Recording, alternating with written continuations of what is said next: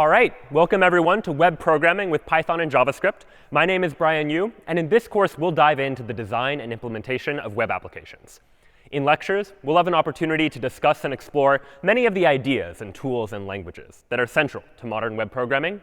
And through hands-on projects, you'll have an opportunity to take those ideas and put them into practice, designing multiple web applications of your own, culminating in a final project of your own choosing.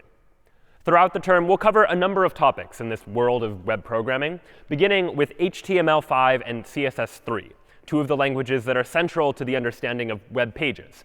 HTML is a language we'll use to describe the structure of a web page, and CSS is a language we'll use to describe the style of a web page, the colors and the fonts and the layouts and the spacing that make the web page look exactly the way we want it to look. After that, we'll turn our attention to Git, a tool not specific to web programming per se, but that we can use in order to version control our programs, to keep track of the different changes we make to our web programs, and to allow us to be able to work on various different parts of the web application at the same time before merging those pieces back together. After that, we'll take a look at Python, one of the first main languages that we're going to be exploring in the course, which is a language that we're going to use in order to build our web applications. Specifically, we'll use Python using a framework called Django. Django is a web programming framework written in the Python programming language that we're going to use to make it easy to design and develop our web applications. Django in particular makes it easy to design web applications that interact with data. So after that, we'll turn our attention to SQL, a language that we can use to interact with databases, in particular looking at how Django allows us to use models and migrations to interact with data and allow users to interact with data all the more easily. Next, we'll turn our attention to the second of the main programming languages that we'll be exploring in this class, JavaScript, and looking at how we can use JavaScript to run in users' web browsers to make web pages just a little bit more interactive. In particular, we'll use JavaScript in the context of user interfaces, looking at modern user interfaces and exploring how it is that those interfaces work and how we can develop those user interfaces with a combination of Python and JavaScript. Next, we'll turn our attention to testing and CI/CD, or continuous integration and continuous delivery, which are tools that we can use and software best practices to make sure that we're able to design and develop code more efficiently. And testing in particular makes sure that as we make changes to our code, we're not breaking existing parts of our web application, by making sure that we have a whole suite of tests that we can use to ensure that our web application is always behaving as it should. And finally, we'll turn our attention to scalability and security on the internet, thinking about what happens as our web application grows larger. As more and more different users start to use our web application, how do we load balance between those people? And what do we need to change about our database to make sure lots of users are able to connect to our web application at the same time? Moreover, we'll look at the security implications behind designing our web applications. What might an adversary do if we're not careful? And how should we proactively be designing our web application to make sure that it's secure? But today, we begin our conversation with HTML and CSS, two of the languages that are foundational to understanding web pages and how web browsers are able to display those web pages. And we'll start with HTML, or HyperTextMarkupLanguage, which is a language that we can use to describe the structure of the web page, all of the buttons and the text and the forms and other parts of the web page that the user ultimately sees and interacts with. Our very first HTML page is going to look a little something like this. It's going to be text-based code that we write that a web browser, like Safari or Chrome or Firefox, is then able to look at, parse, understand, and display to the user. So let's take a look at this page one line at a time and get an understanding for how it works. Even if you don't quite understand all the nuances of the syntax, there are probably a couple of things that stand out to you. You might notice the word title, which probably reflects the title of the web page, for example, which in this case appears to be the word hello. And then down further below, we see that we have the body of the web page that seems to contain the words hello world. So what is this web page actually going to look like? Well, let's take a look at it. We'll go ahead and open up a text editor. You can use any text editor you want, but for this course, I'm going to use Microsoft's Visual Studio Code. And I'm going to open up a new file that I'm just going to call hello.html. Inside of hello.html, I'm going to write the same HTML that we just saw a moment ago. And we'll explain each of these lines in due time. But recall that we had a title of the page that said something like hello, and then a body of the page where we said something like hello world, for example. So this is our very first HTML page. And if I go ahead and open that HTML page, as by opening hello.html, for example, inside of a web browser, what I'll see is something like this. In the body of the page, I see the words hello world. And if you notice up here at the top of my web browser, I see the title bar, where I have the title for this page, which in this case is just the word hello. So this is our very first web program that we've been able to develop just using HTML. And now let's explore in more detail how exactly this program works. So here again was the web page that we were just looking at. And this very first line here, doctype HTML, is what we might call a doctype declaration. It's a way of telling the web browser what version of HTML we're using in this particular web page. Because depending on the version of HTML, the web browser might want to display different information, or it might need to parse the page a little bit differently. Each version of HTML has had a slightly different way of indicating that version. But this line here, doctype HTML, is our way of saying that this HTML page is written using HTML5, the latest version of HTML. After that, our HTML page is structured as a series of nested HTML elements, where an HTML element describes something on the page, and we might have elements that are inside of other elements. Each of those elements is indicated by what we're going to call an HTML tag, enclosed using those angled brackets. And right here, we'll see the beginning of the HTML tag, which means that this is the beginning of the HTML content of our page. Down below, this /HTML means that this is the end of the HTML content of the page. And in between is the actual HTML content of the page, which might include other HTML elements. You might also notice that in this HTML tag, we've specified what we're going to call an HTML attribute, some additional information that we're giving about this tag.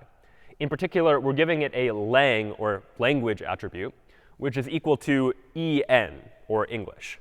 This just tells the web browser, or anyone looking at the HTML of this page, that this page is written in a language, and the language it's written in is English.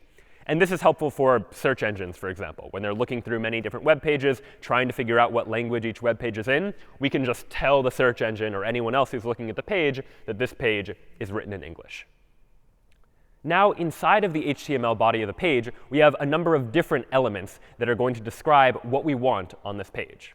Starting with the head section of the web page, which describes stuff not in the main body of the web page, the part of the web page the user sees, but other information about the web page that's going to be helpful or useful for web browsers to know about.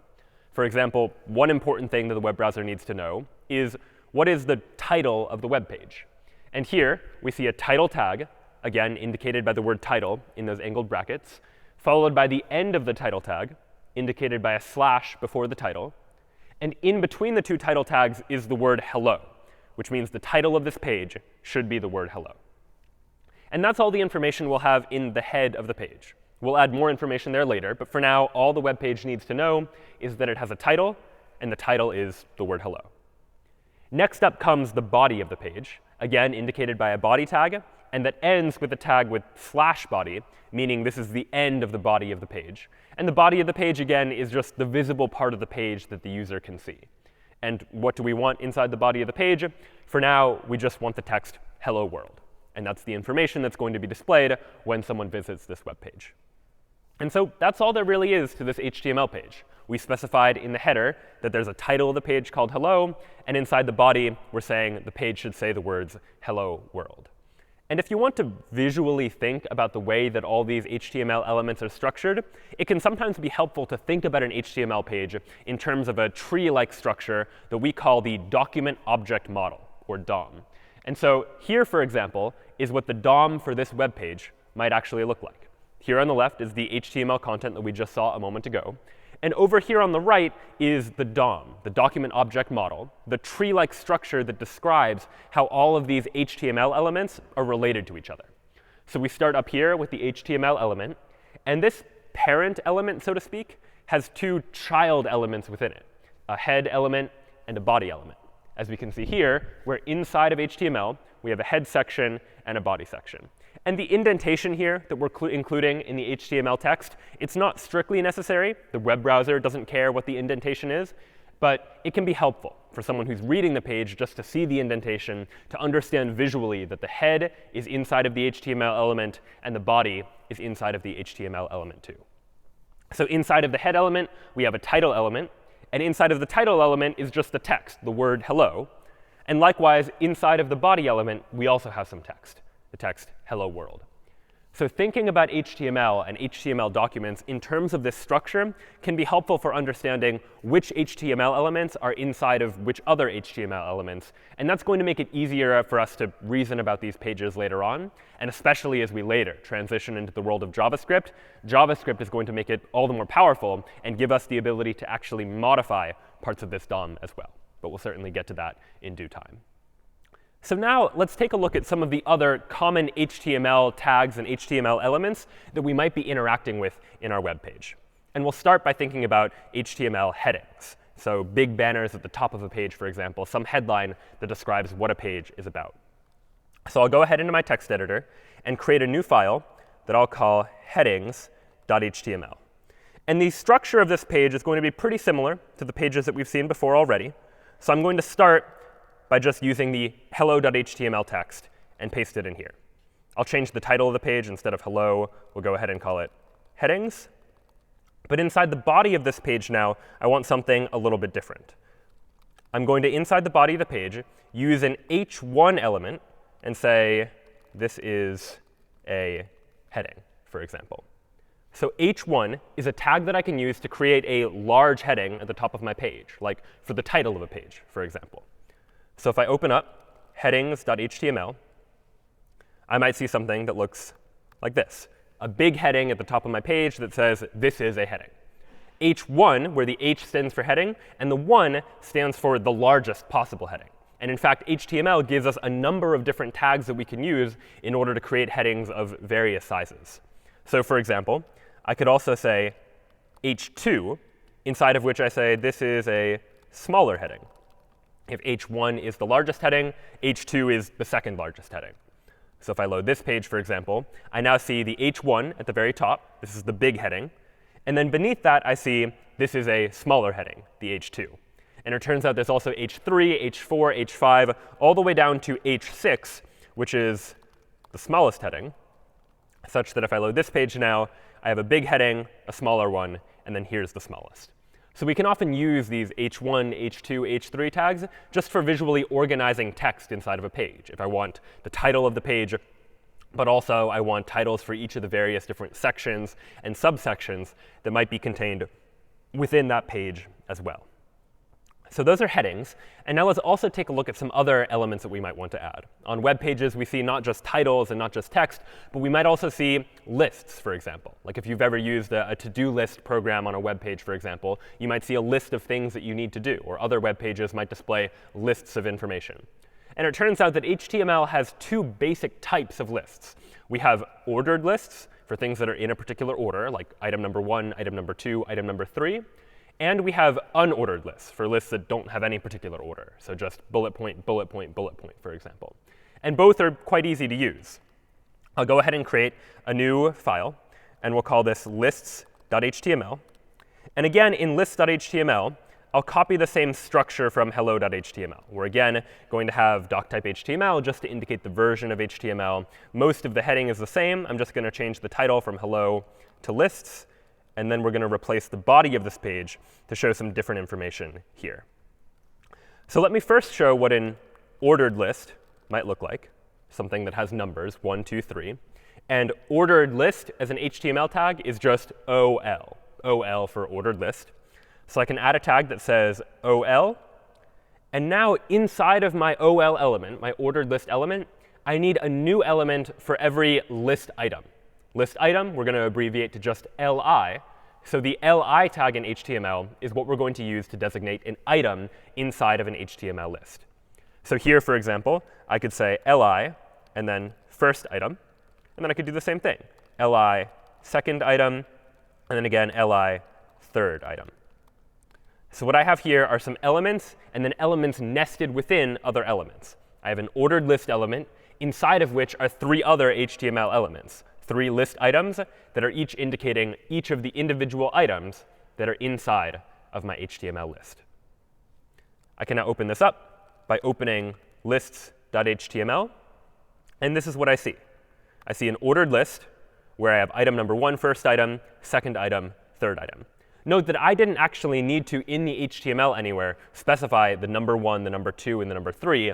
When my web browser reads that this should be an ordered list, my web browser, Chrome in this case, just adds those numbers in for me because it knows what an ordered list means, and it knows how to take the HTML that I've written and display it in the way that I intend to the user. Now, in addition to ordered lists that all have numbers, 1, 2, 3, we also have unordered lists that are just bullet points of information. So I could, up above, add some more content to this HTML page. I can say here is an unordered list. And just as an ordered list, we represented using the OL tag in HTML, OL standing for ordered list. Likewise, we can use the UL tag in HTML to create an unordered list, U for unordered. So here we're going to add a UL tag. And again, my text editor here is automatically adding the closing tag here, this /ul, meaning the end of the unordered list. And many text editors will do this now, just so you, the programmer, don't forget to add that. And now inside of this unordered list, we're again going to have some list items. Also using the li tag, here is one item, and here is another item, and here is yet another item. If I go ahead and refresh the page now, I'm still on list.html. I now see that on top of my ordered list, I have an unordered list, where each item, instead of being numbered 1, 2, 3, is instead labeled with just bullet point, bullet point, bullet point, where each of these bullet points and each of these numbered items is a list item element, or an li. So hopefully now we can see that as we start to explore these various different HTML tags and nesting HTML tags inside of one another, we're able to create more and more interesting web pages as a result. So let's explore now what other types of web pages we can create using other types of HTML elements. In addition to lists, one thing you might imagine is that one of the important things on the web is not just displaying text, but also displaying other types of media, like images, for example. So how might we go about doing that? Well, I can, for example, let's go back into my text editor. Let me create a new file that I'm going to call image.html, which is going to contain some code for displaying some images. I'll go ahead and go into hello.html and copy this text into the page. Again, change the title to image. And now inside of the body, I'm going to add a new tag called image. And the image tag has a couple of required attributes. Remember that attributes are what we saw before, things like adding a lang equals en to the top of my page to indicate that this web page is written in English, for example. And the image tag has a couple of required attributes that I need to add. In particular, when I display an image on the page, I need to specify what image I actually want displayed, for example.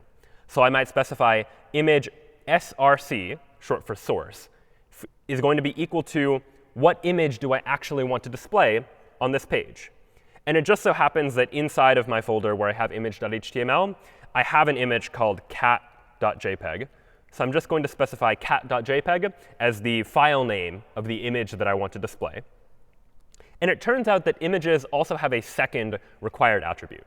In addition to the file name or the link to whatever image I want to display, I also need to provide some alternative text, a text-based representation of what you're going to see on the image. Because in some cases, some web browser might not be able to render the image correctly. You might imagine if there's some error rendering the image, or if someone's on a slow internet connection, or if someone's using a screen reader and therefore can't actually see the image. We want some text-based representation of that image as well. And so I'll provide some alt text, some alternative text that can be used to substitute the image in case for some reason we can't display the image. And the alt text that I'll use in this case is just going to be the word cat, for example. And that's all I need.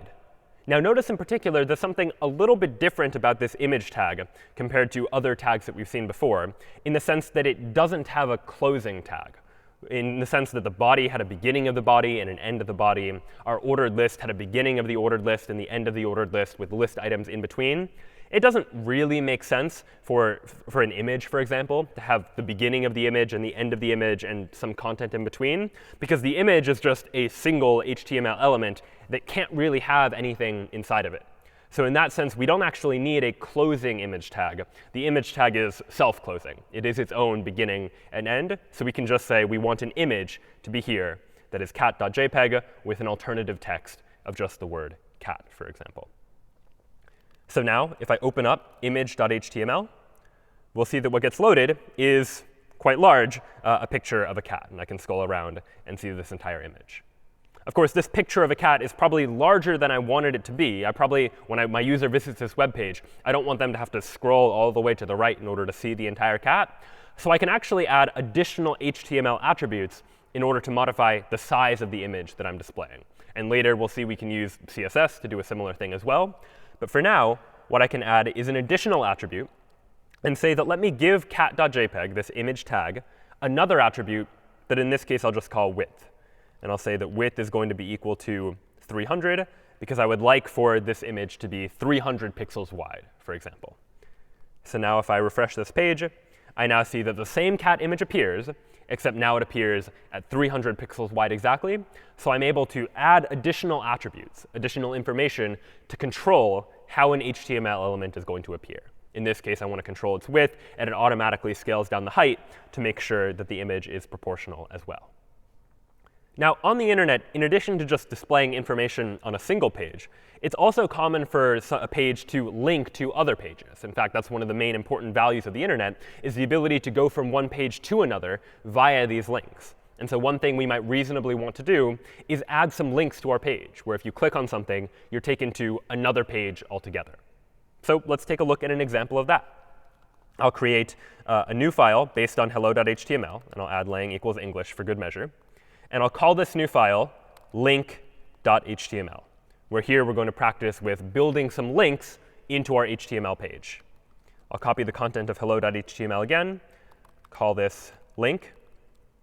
And in order to create a link, I'm going to use a tag called the A tag, short for the anchor tag. And the A tag takes one important attribute, which is called href, for hyperlink reference, which is going to specify what page I would like to link to. So if, for example, I wanted, when a user clicks on this link, to go to google.com, then I'd set the href attribute of this tag equal to https://google.com, for example. Then inside of the A tag, I would specify what text I want to display. What text should the user see, such that when the user clicks on that text, they're taken to the web page. In this case, I'm just going to say something like click here, for instance. Now, if I open up link.html, this is what the user sees. They see a blue link that says click here. And when the user does click on that link, they're taken to https://google.com. And it turns out that we can use this href attribute not only to link to different websites altogether, but we can link to different pages on the same website. So for example, if I wanted to link to that cat page that I designed a moment ago, instead of linking to google.com, I could instead just link to image.html. And now if I save that and refresh, or if I open up link.html again, now I see a click here link, where when I click on click here, now I'm taken to that page, cat image.html, that happened to have that picture of the cat from before. So using these anchor tags and href attributes, we're able to link together multiple pages, so that if we have a website that has many different web pages, we can connect them all together by using a combination of these various different links. So now that we've seen images and links and lists, what other HTML elements might we add to our web page? Well, one thing we might want to add are things like tables, just other ways of displaying information. So let's go ahead and create a table and look at what HTML elements we can use in order to do so. So I'll go back here to my text editor, create a new file called table.html using the same starting HTML. We'll call this page title or table. And inside the body of this page now, there are a number of different HTML elements that we'll need in order to create a table. Because as you might imagine, a table is really composed of multiple parts. We have our big table, but each table is really just a sequence of individual table rows. And each of those rows is really just a sequence of individual cells of data within that table. And so that structure that we're imagining, a table that consists of individual rows, where each row consists of individual cells, is exactly how we're going to represent this table in HTML. We're going to start with just a table tag that's going to represent the entirety of this table. But inside of the table, we might have different parts. We might have the heading of the table, and we might have the body of the table. So in order to represent that, I'll addthead. That's going to stand for the heading of the table, the stuff at the top of the table that might indicate what each column of the table means, for example. And let's see, what columns do I want? Well, let's go ahead and add some table headings, which I can represent using the th tag, h for heading. And maybe I want in this web page to display information about various different oceans, for example. So maybe I have one column for the ocean and another column, another table heading, for the average depth of that ocean, and another table heading for the maximum depth of that ocean. And that'll be the very first row of that table, the heading of the table. But in addition to the heading of the table, we also have the body of the table. So underneath the t-head, I'll go ahead and include t-body, body for the main part of the table where all my data is going to be. And that body is going to consist of individual rows of a table. So I might have a tr, which here stands for table row. And inside of this table row, we'll go ahead and add some individual data points inside of the table. So inside of my table row, I'm going to have one table data point, or td for table data, that says Pacific Ocean, for example. Then another table data that says 4,280 meters, and then another one for the maximum depth of the Pacific Ocean, which is 10,911 meters. And in fact, these three table heads as well at the top of the page, the ocean, the average depth, and the maximum depth, those should actually probably be in a row of their own as well, because the very first part of the table, that is also a row. So I'll go ahead and add a tr, short for table row, and inside of that tr, put these headings. I'll go ahead and add one more row just so we can see what this looks like, and then we'll take a look at the page and then go back to this code. I'll add the Atlantic Ocean too, which has an average depth of 3,646 meters, as well as a maximum depth of 8,486 meters as well. So when I open up table.html now, here's what I'm going to see. I'm going to see a table-like representation of the data. It's not just one thing after another anymore. It's structured in a table. Now, granted, there aren't any borders, and I could probably add some colors and spacing to make this look a little bit nicer. But I see three columns: ocean, average depth, and maximum depth, where this very first row is what we might call the table header, the very top of the table that's defining what all of the columns mean.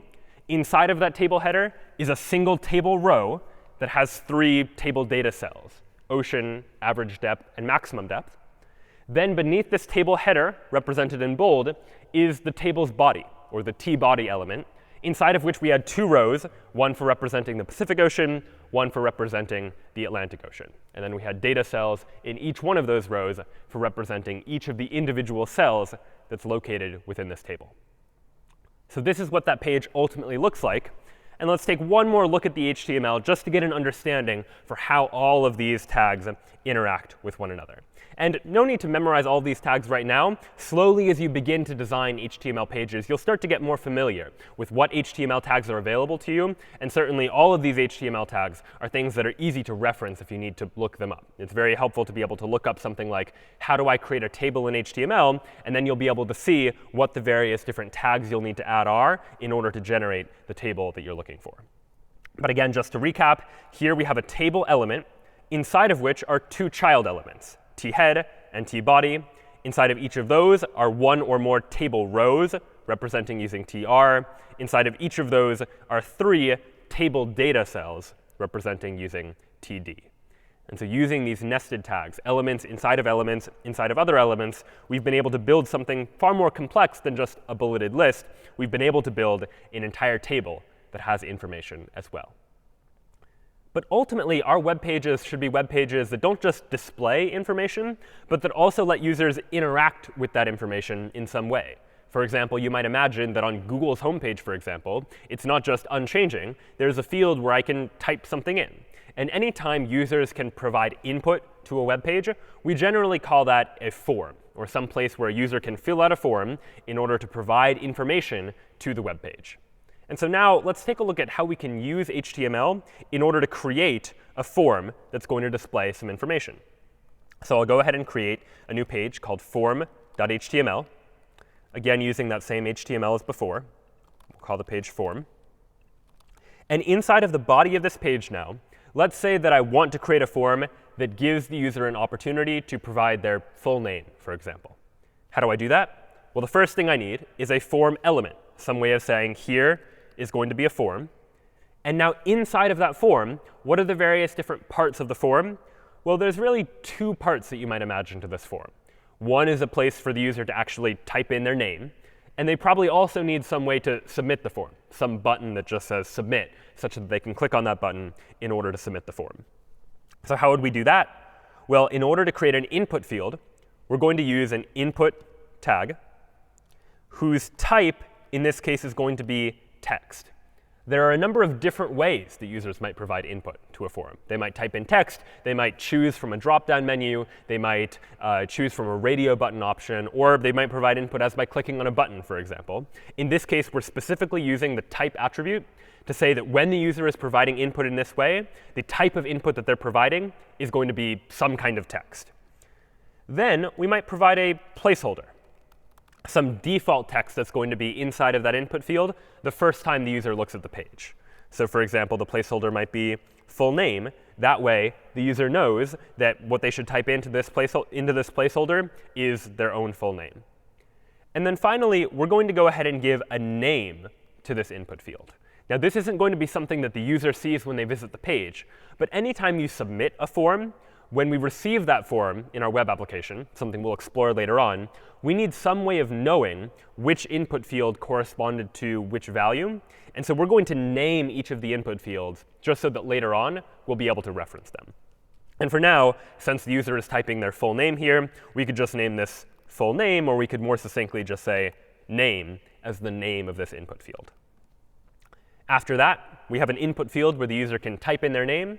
And now we need some way for the user to be able to submit this form.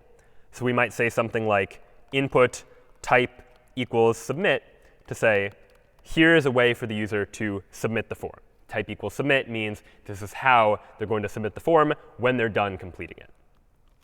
Now if I open up form.html, this is the page that we're ultimately going to see when we load this HTML. This entire page just contains a single HTML form. But that HTML form contains two parts.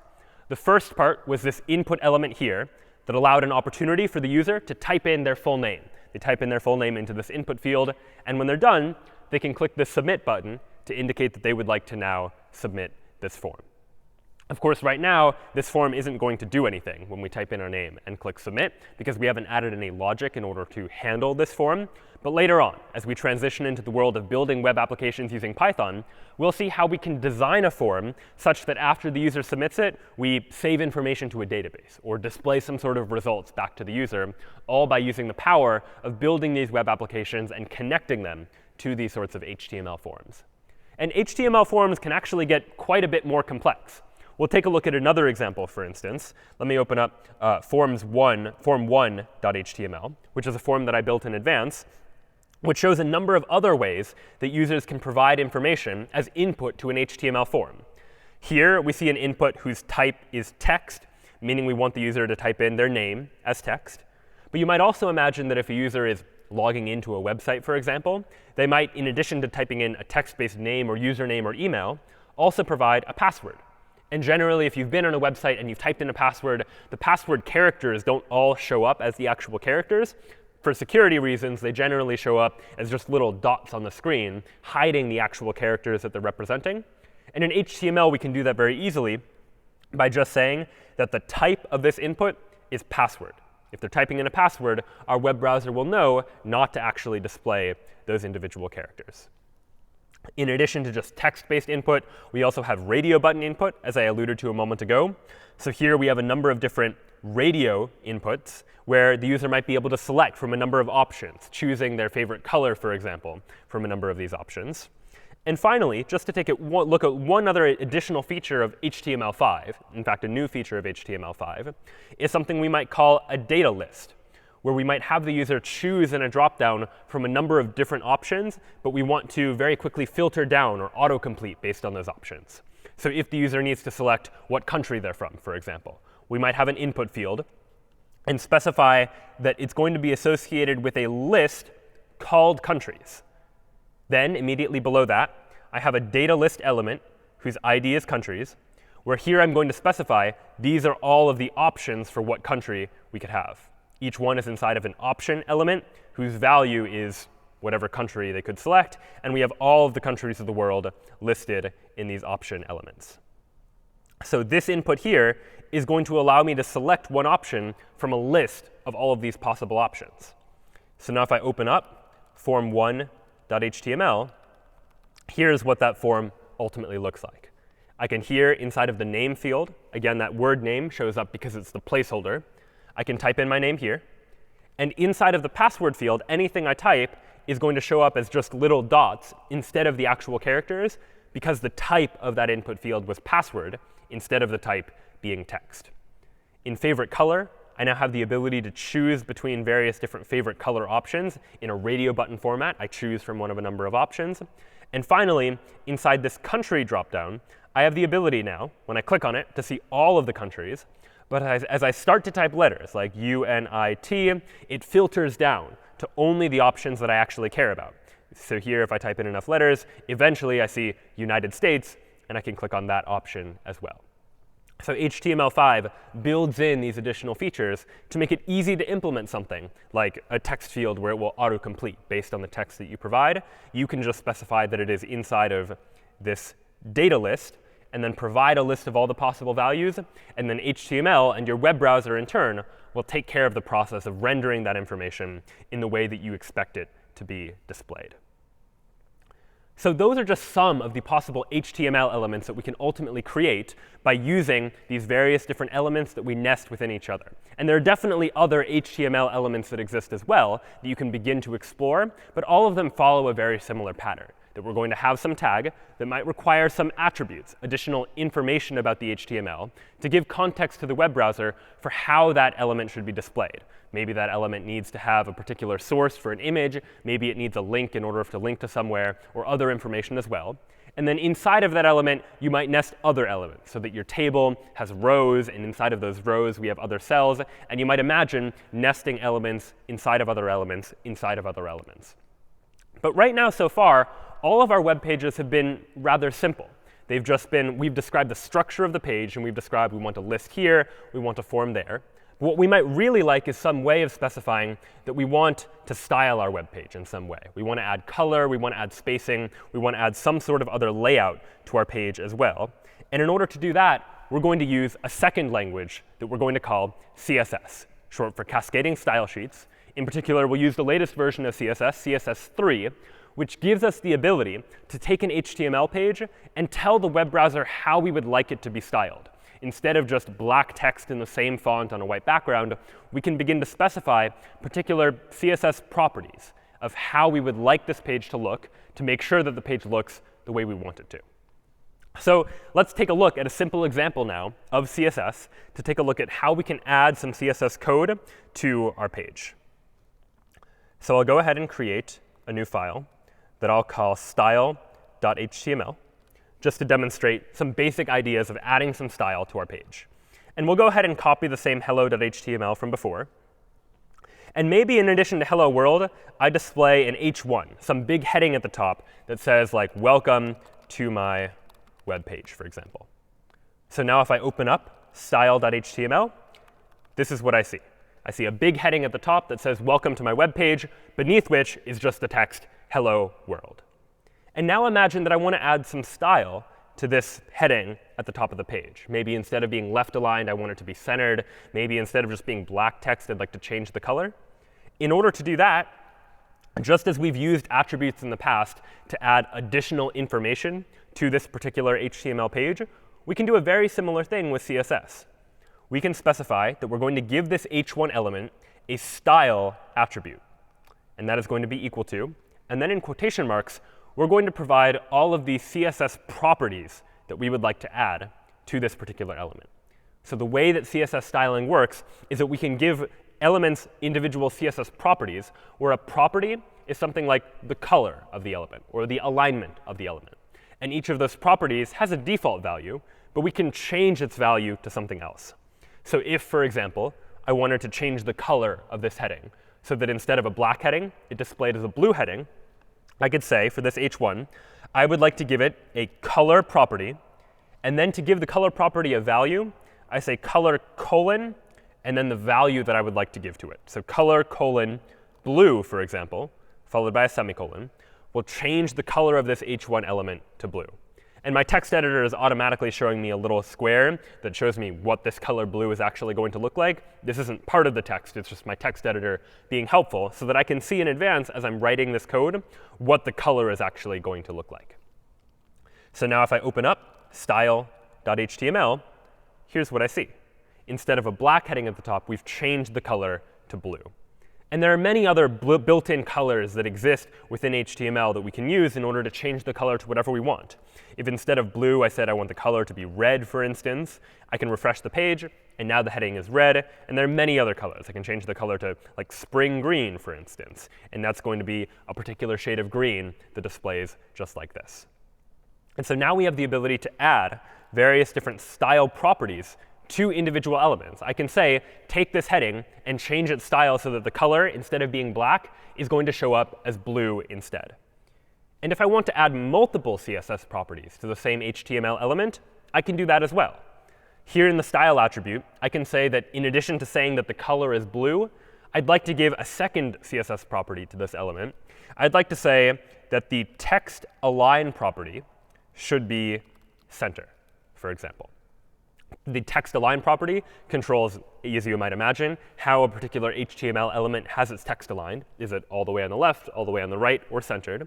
And if I change the text align property to have a value of center, well, then now when I refresh this page, I see that welcome to my web page is now both blue and it's centered. I've changed the color, and I've changed the alignment of this particular element. And HTML elements don't need to just be styled directly. They can also get their style information from parent elements.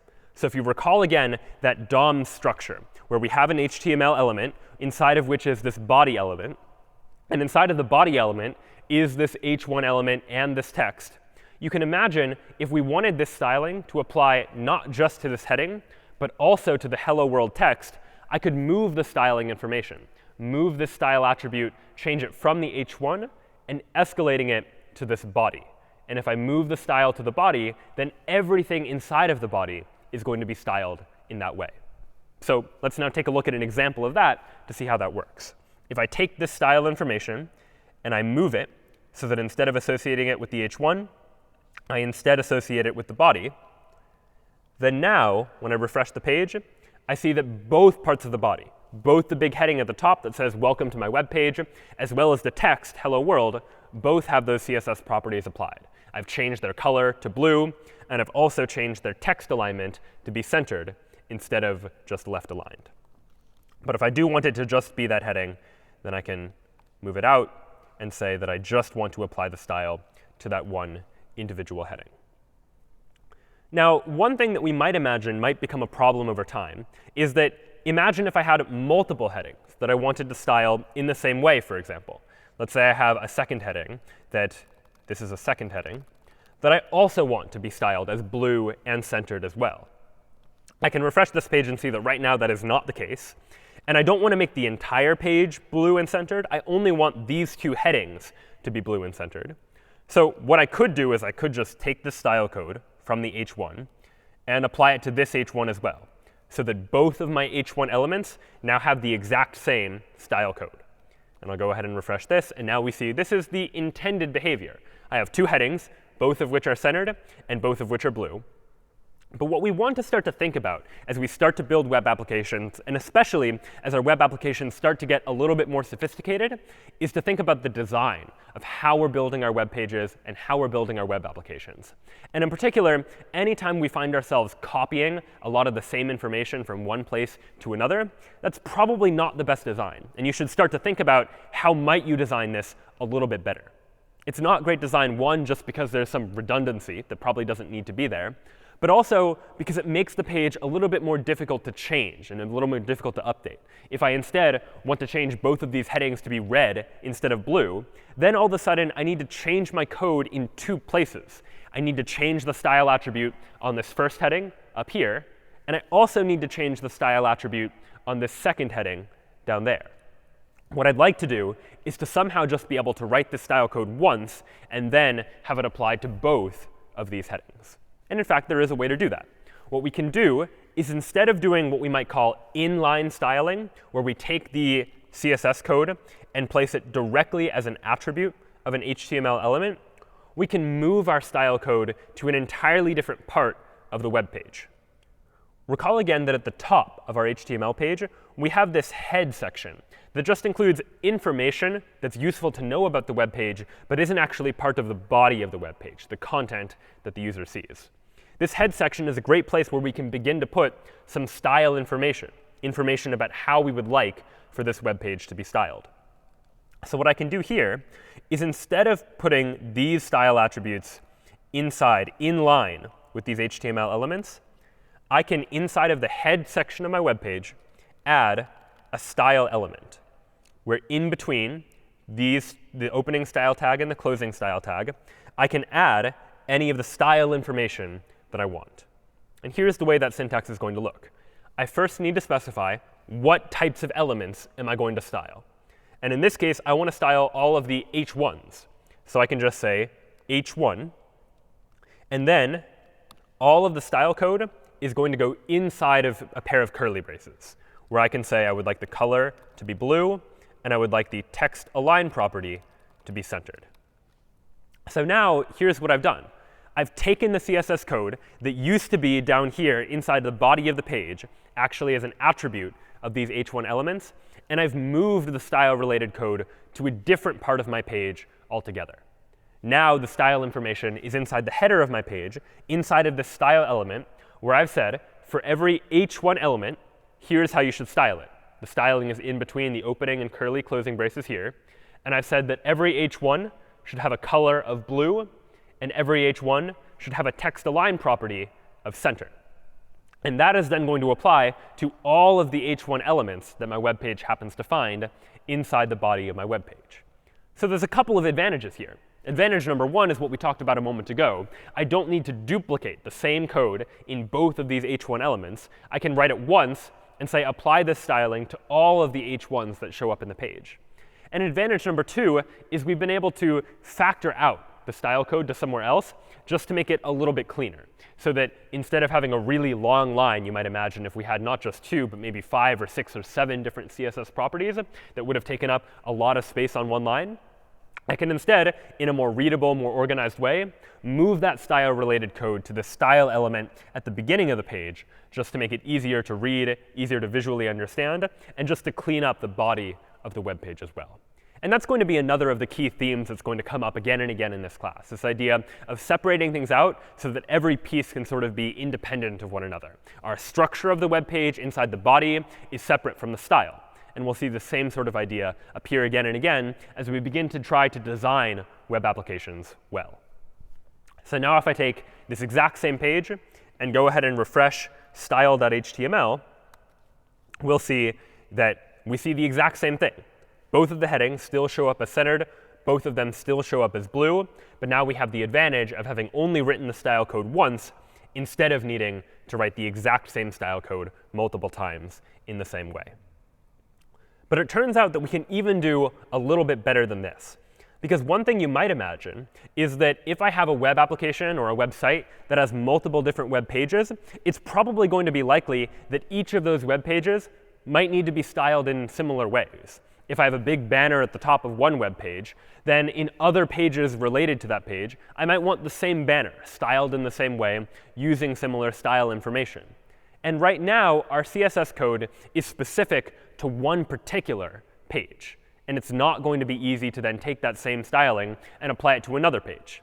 If I wanted to, I'd need to copy the exact same CSS code, put it inside of another page, but then we run into the same problem of duplication, where I've now had to repeat myself across multiple different pages, putting the exact same CSS code across all those different pages. So there is an improvement we can make. And the improvement we can make is to take that CSS code and just move it to an entirely different file. So instead of putting this style code inside of a style element inside of this HTML page, I'll just create a new file that I'll call styles.css, inside of which is going to be all of the CSS that I care about. I want to take every h1. I want to change its color to blue. And now I want to change its text align property to center. And now, inside of my HTML page, I no longer need to include any CSS at all. Instead of this style element altogether, I can just link my CSS code in that CSS file called styles.css to this particular HTML page. And how do I link the styles.css file?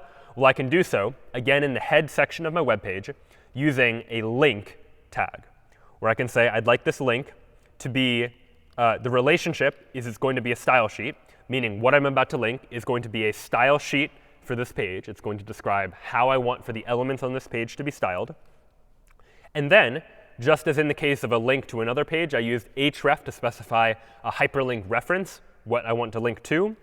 I'm now going to specify, using an href attribute, what CSS file I would like to now link.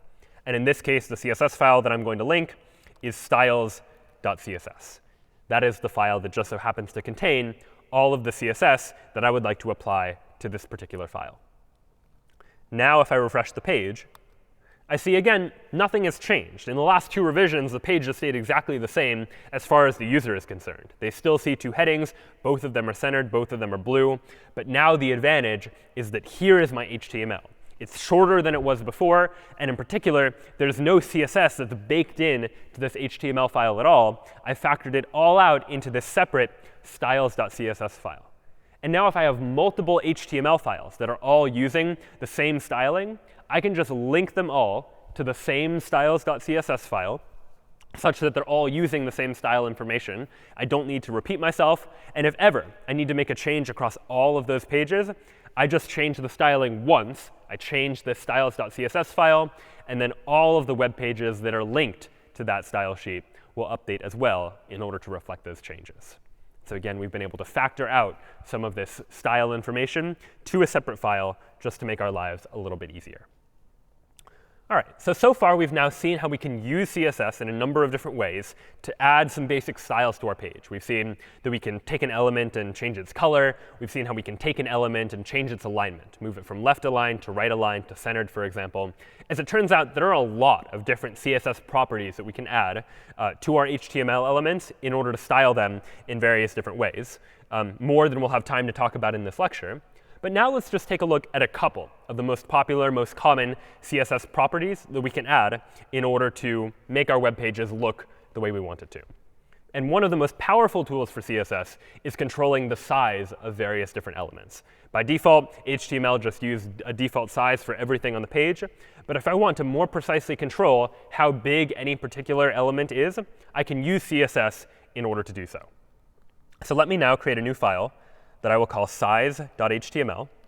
We'll start with the same HTML code and call the page size. And now inside the body of my page, let me just have a vertical section of my page, just some section of my page that's going to have some content. And I'm going to put this inside of a div tag. Now, this is the first time that we've seen a div in HTML. You can think of a div as just a division of the page, some section of the page that's going to have some content inside of it. And we use divs because it makes it easy to reference a particular div or nest information inside of other pieces of information, or just to divide and break up our page into multiple different sections. Here inside of the body, I'm just going to have a single div that is going to say something like hello world. And now I'm going to add some style to this page in order to control the size of this div, to control the size of this section of my web page. I could use inline styling. I could factor things out into another file. But since I'm only dealing with one file for now, I'm just going to add a style section to the top of my web page, just so you can more clearly see how the style of this page is going to map on to the way that we're modifying these HTML elements. And I would like to style this div in a couple of ways. One thing I can do is give the div a background color. Let me change its background color to blue, for example. And then I can say, all right, I'd like to give this div a width and a height, some size information. I can say, go ahead and give this div a width of 100 pixels and maybe a height of 400 pixels. So now when I go ahead and open up size.html, this is what I see. I see in a 100 by 400 pixel wide vertical or rectangular section of my page, I see the words hello world. And so you might imagine as you have multiple different elements on your page, as your web pages start to get a little bit more complex, you probably want to have some more precise control over how wide or how tall any particular element is. And these width and height attributes can be very helpful, because I can very easily change the width to, say, like 500 pixels, for example. And now when I refresh the page, now I see that the width of this page, of this div, this section of the page, has actually now gotten a lot wider. And so we have the ability to control size using CSS. Go ahead and close some of these pages that I no longer need. And now take a look at some other things that we can do. In addition to controlling the size, and let me change this color to something a little bit lighter, something like orange, such that now if I open up size, it looks like this. I'll make this a little bit smaller. Let's try 200 by 200 pixels. It looks now like this. You might imagine there are some other changes that I might like to make. Like this hello world, for example, is very close to the edge of this particular div. It's right up against the upper left corner of that div. I might want to change that by adding what we might call some padding to this particular HTML element, some space, just so that the content of the element isn't so close to the border of the element itself. So for example, one thing I can do is inside this div, add some padding. Say maybe I want 20 pixels worth of padding on the inside of the element, such that now when I refresh the page, we see that we have some padding along the outside of the element, so that hello world now shows up not right up against the edge of the element, but inside a little bit as well.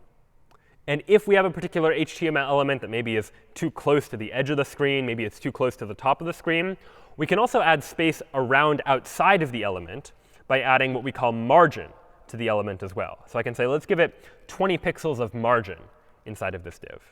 And then refresh.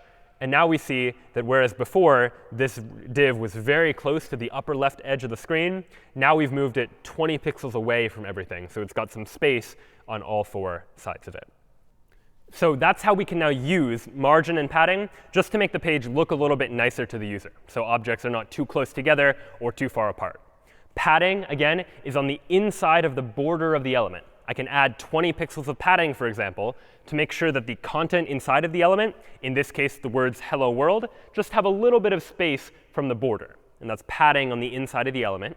Margin, meanwhile, is on the outside of the element. We add some margin along the outside of the border to space the element out from other elements that might be nearby it, to make sure that there's enough space between the border of the element from the top of the screen and also from the left and also the bottom and the right, though there's no objects there that we're currently creating space from. So by combining width and height and margin and padding, we now have the ability, using CSS, to make sure that we're able to lay out our page the way we want to lay out the page, so that elements have the right amount of spacing from each other and are the correct size. So now let's take a look at some other features that CSS is going to give us. In addition to just changing where particular elements are, like centering text or adding size and margin and padding, we can also use CSS to change how elements actually look. We've seen it to change the color of text, changing it from one color like black to another color like blue. But we can also use CSS to be able to change something like the font that we use in order to display text. Modern web pages don't show everything in the exact same font. Usually, some designer is choosing what font they want for any particular web page. So let's experiment with those possibilities. I'll now create a new file that I'll call font.html, inside of which will be an HTML page called font. And inside the body, I'll again just have a div that says hello world, same as before. But now inside of the style tag here, up in the head section of my web page, I would like to add some font information to this div. And in particular, there are a number of different font-related CSS properties that I can add to control the font of any particular HTML element. One thing I can specify is the font family, specifying what font would I like to use in order to display this text. And maybe I want to display it in Arial, for example, which is a common font used on the internet, such that now, if I open up font.html, I now see in Arial the words hello world, different from the text that I was using before. You can also specify multiple different fonts. Not all computers support all fonts, so I could specify that just in case Arial isn't supported, fall back to any sans serif font, any of the fonts that don't have the little glyphs at the edge of each of the characters. So now if I refresh the page, because my web browser supports Arial, I don't notice anything different. But you might imagine if you're using more complex fonts that not all web browsers have or support, you might add some backups just in case the font you want isn't actually available. In addition to a font family, I might also specify a font size, how big I want the font to be inside of this div. So I can specify that I'd like the font size of this div to be 28 pixels, for example. such that now I refresh it, and now this div appears using larger text. And I can also, just as like text editors let you specify whether you want it to be normal text or bold text, I can specify a font weight for this div and say that in addition to being in font Arial and size 28, I would also like for the font to be bold, such that now I refresh it, and now the font shows up as bold. And using these CSS style sheets, we're able to selectively apply the styling to only particular parts of the web page. If I have another underneath this div, some more text down here, for example, that additional text that's outside of the div isn't going to be affected by the CSS styling, such that now if I refresh this page, some more text shows up in that same standard default font provided by my web browser, and not the custom font that I have specified to apply to only this particular part of the HTML page. So that now is the ability to add fonts to our page too. Another thing that we might want to do is to be able to add some sort of border around our HTML elements. So maybe I want a line to be able to separate this entire part of the page from another part of the page. So I could add a border by going to this div and saying, let me give this div a border. And maybe I want the border to be like a 3-pixel solid black border, for instance. I can specify how big I want the border to be. I can specify whether I want the border to be a solid line or a dashed or dotted line. And I can specify what color I would like that border to be as well. So now when I refresh this, I now see I have a border around this entire section, around this entire div inside of my web page. And you can imagine these borders being helpful for styling various different parts of my page. So for example, if we go back to that table that we were looking at a moment ago when we were dealing with oceans, where I had ocean and Pacific Ocean and Atlantic Ocean, this is structured in the format of a table. We have rows and columns. But it doesn't look great right now. I might like to add some styling in order to improve the way that this table looks, for example. So let's give that a try. I'll go ahead and go back into table.html, that HTML file I was using before where I had this table. And let me now add some style information to this table. I might say that for this table, I would like to give it a border that is maybe a 1-pixel solid black border, such that now when I refresh the page, I have a 1-pixel solid black border around the entirety of the table. All right, that's great. But I also really wanted a border in between the rows and the columns as well. In particular, every table data item, I might like to have some additional CSS applied to those too. So I might say for every table data cell, again, TD stood for table data, and those were the individual cells within my table, I might specify that I would like those to also have a border that is 1-pixel solid black, such that now I refresh the page, and now each of my table data cells also has a border around it. Now this applied to the table data cells in the body of my page, but it didn't yet apply to these cells up in the heading. And that's because those were TH elements, table headers. And so here we have a couple of options. I could specify once more, table headers, I would like to give a border of 1-pixel solid black. But when I do so, you'll see that it does create a border around those table headers. But again, one thing that should be crossing your mind now is that there's a fair amount of redundancy here, some repeated style code that shows up in multiple different places. Table data cells in the body of my page, I really want to be styled in a very similar way to table header cells. And so it would be nice if I could somehow consolidate these two different CSS selectors, these ways of me saying style table data, style table headers. I'd like to combine them into one. And you can, in fact, do this in CSS. There are a number of different CSS selectors, ways of choosing elements. And one of them is just called the multiple element selector, that if I want to select both table data cells and table headers, then I can do so by saying td, comma, th, and delete these 3 lines down there. What these 3 lines are now saying are that I would like to style all table data cells and table headers in the same way. And I could even combine table if I wanted to for good measure. But I'd like to give all of them a border of 1-pixel solid black, such that now I refresh it, and now I see that they all have this border around them. Now, most tables you see on the internet don't have both a table or a border around everything in the table and also a border around each of the individual cells. Usually, those are collapsed just into a single line. And it turns out that CSS has an easy way for you to do this as well. I can add a CSS property to the table called border collapse and just say I would like to collapse all of the borders in the table. Just going to show you there are many, many different CSS properties, far more than we'll be looking at today. But they're easy things to reference. So you can easily look up how to collapse borders in a table and then find a CSS property like this that you can then use and apply to your web page. So now I refresh that, and now I see that I have a border, just a single border, around all of the cells in this particular page. Next, what I might like to do, though, is like add some space around here. Like it seems like this text is very tight against the border of this table. So in order to do so, I want to add some spacing. And recall again, do I want margin or padding? Margin is spacing around outside of the border of a particular HTML element, whereas padding is inside of the border.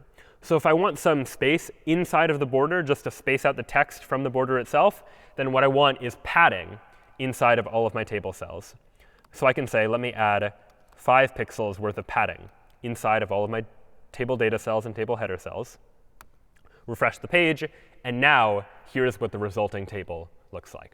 Just by adding a little bit of CSS, specifying what border I want around the edge of the page, specifying a little bit of padding inside of each of the cells, my table now looks a whole lot nicer than it did just a few lines of code ago when I just had the HTML structure of the page and not the CSS to describe how I actually want that page to be styled.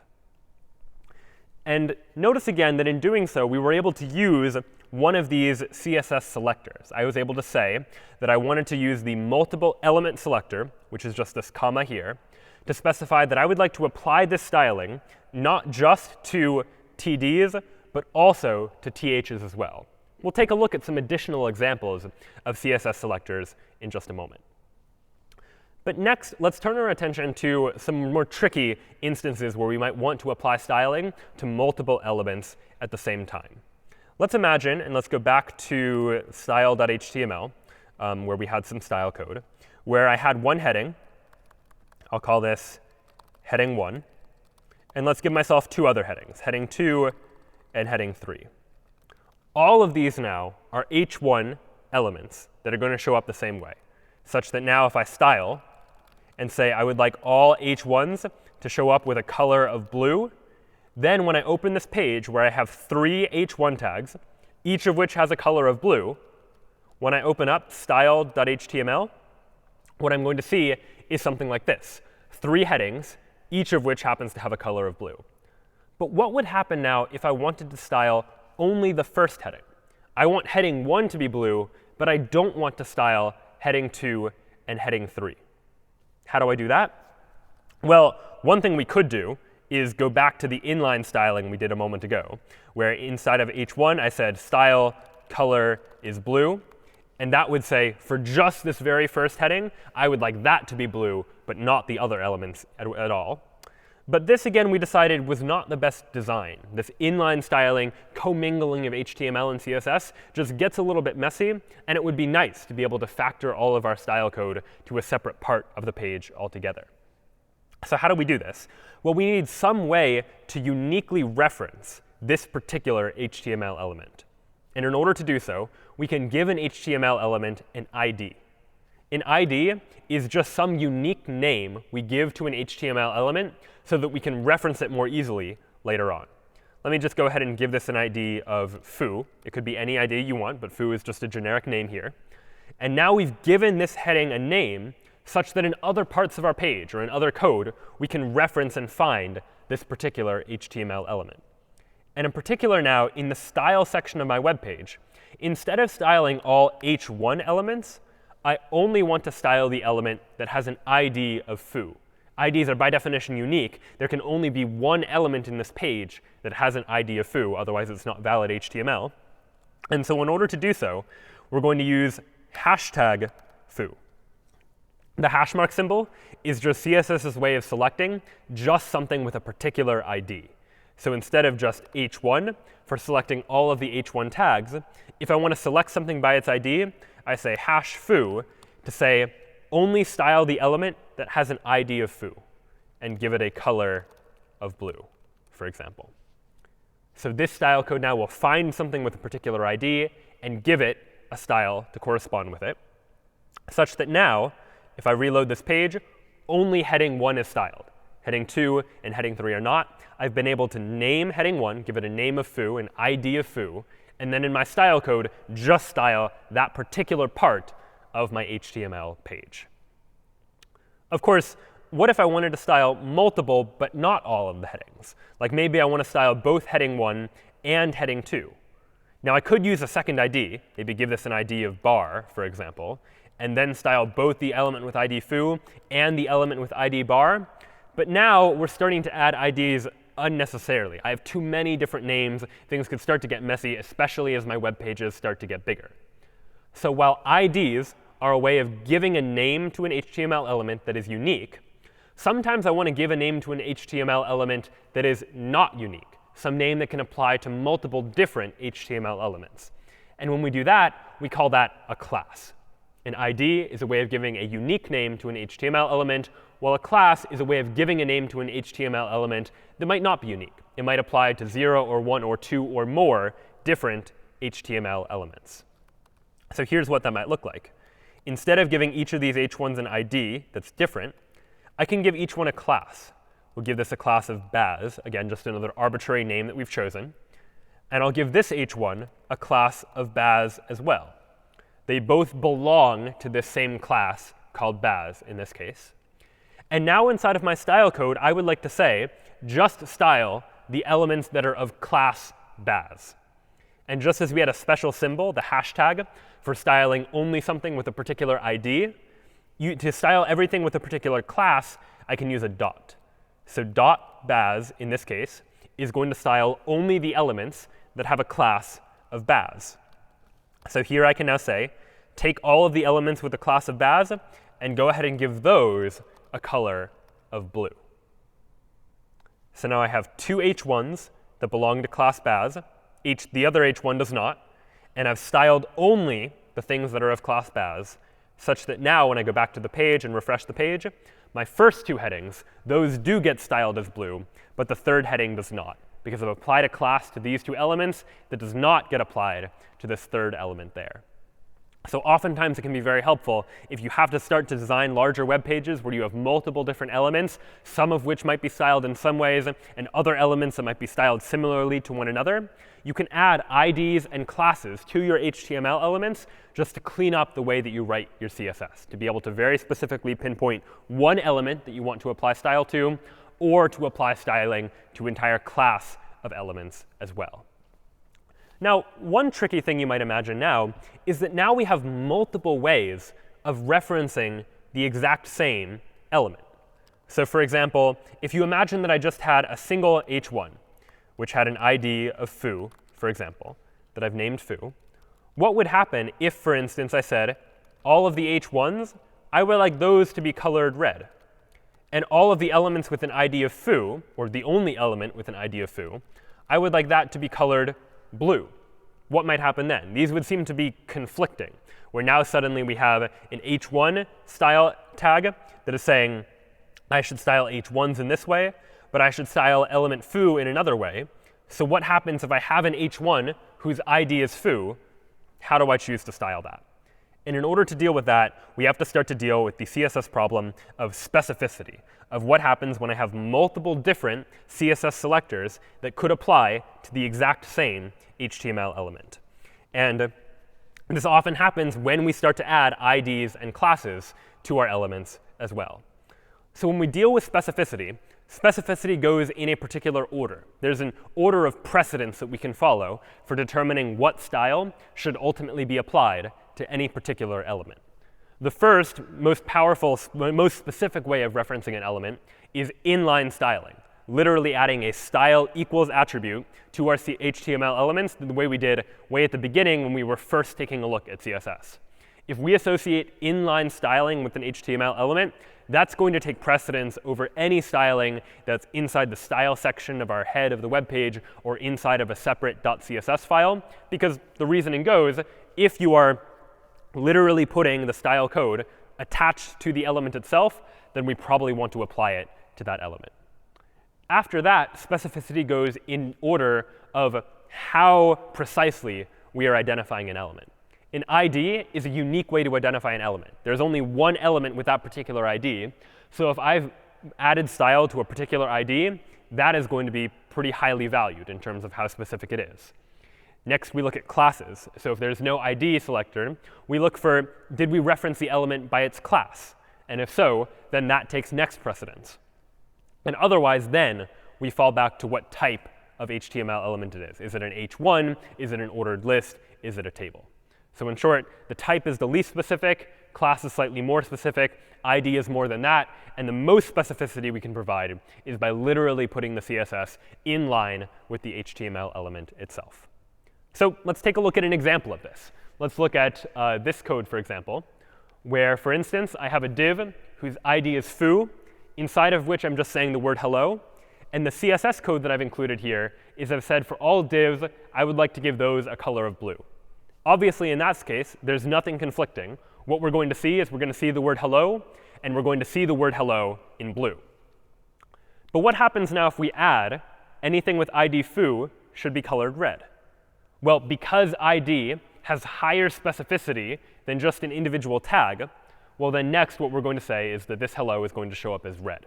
The ID is more specific, and so this element is going to show up red instead. And it doesn't matter what order these are in. It's not that the later one takes precedence. If I were to flip these around, where ID of foo, color red, div, color blue is in that order, it's still going to show up as red because this ID selector is more specific than just the name div, which is the name of the HTML element that happens to be there. And so as you start to develop more sophisticated style sheets, you might find that some of your CSS code is going to conflict with each other. And that's where it's important to bear in mind how these specificity rules work to know, as you add style to your elements, how are they actually going to end up showing up.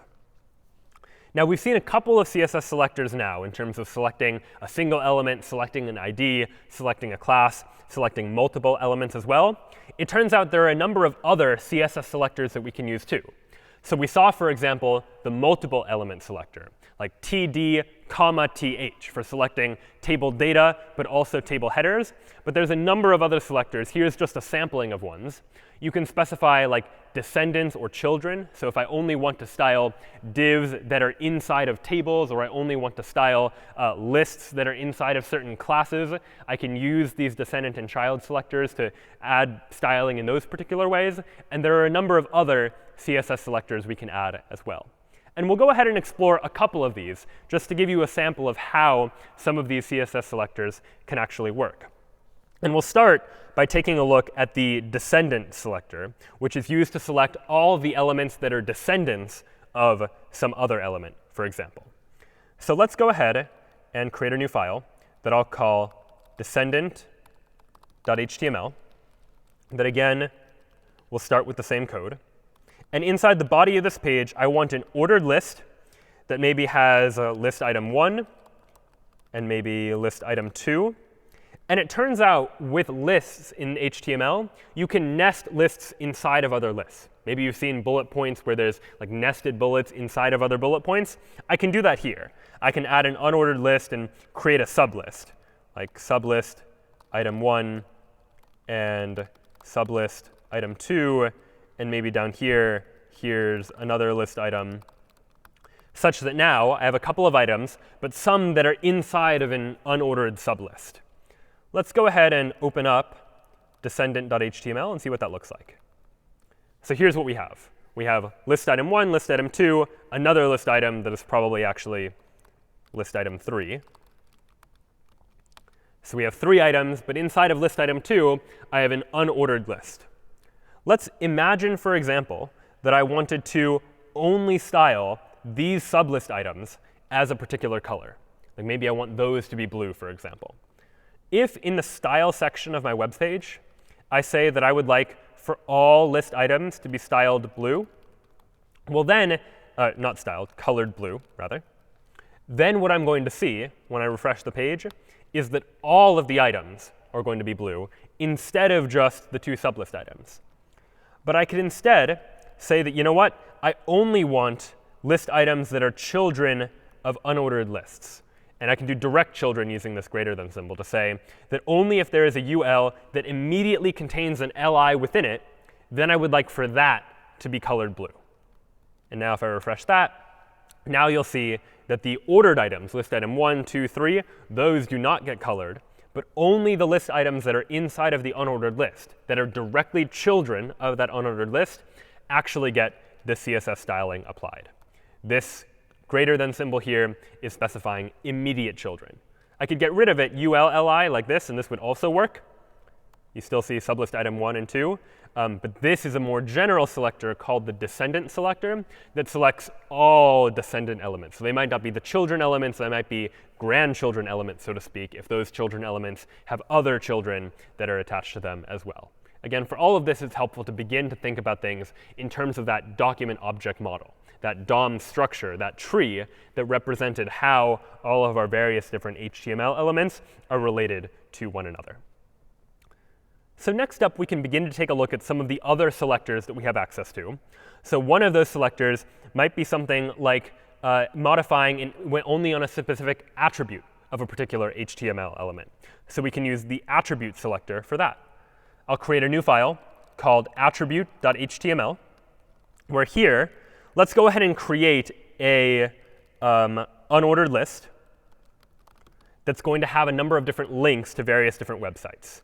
So here's a list item that is going to be a link to Google. So I'll link to google.com and say Google. And I'll go ahead and add a link to facebook.com, call that Facebook.